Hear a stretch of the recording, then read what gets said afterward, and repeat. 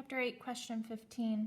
The researchers cited in the previous problem also examined the effect of caffeine on response time in the driving simulator.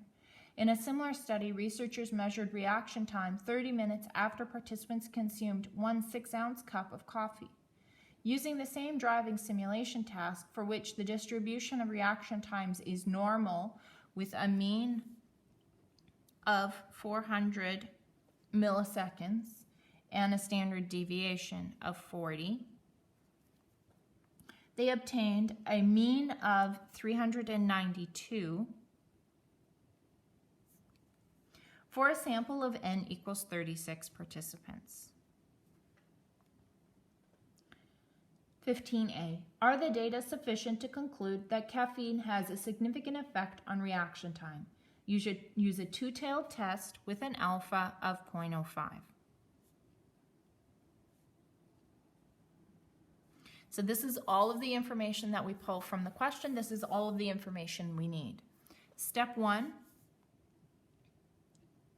state your hypotheses. It's two-tailed, so the mean is either equal to 400, that's our null, or alternate is that it's not equal to 400. Step 2, we find those critical values. Now, with a two-tailed test, an alpha of 0.05, and we're dealing with z-scores, the z-critical in the unit normal table, we find it's plus or minus 1.96. So if we draw that out, we've got negative 1.96, positive 1.96. Anything that falls out here or over here is going to be considered significant. Step 3, we need to calculate our z-score. So first, what we do is we calculate the standard error.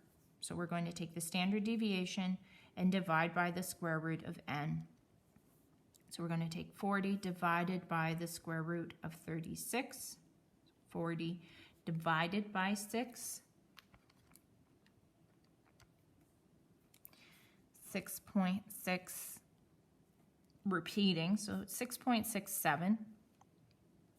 Then we're going to calculate our z-score, where we're going to take the mean minus the population value divided by the standard error.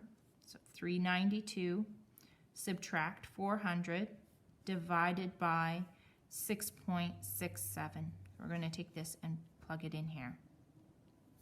So we've got negative 8 divided by 6.67.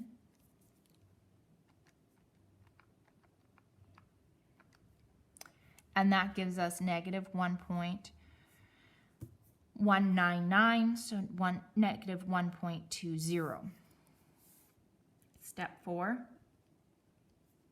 we need to compare the value that we calculated in step 3 to the value that we had found in step 2.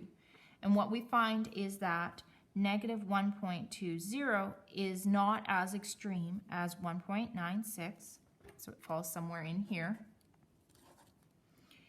And so we fail to reject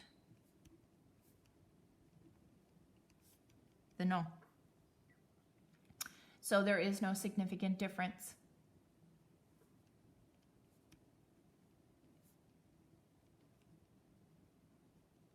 The data are not sufficient to conclude that there is a significant difference.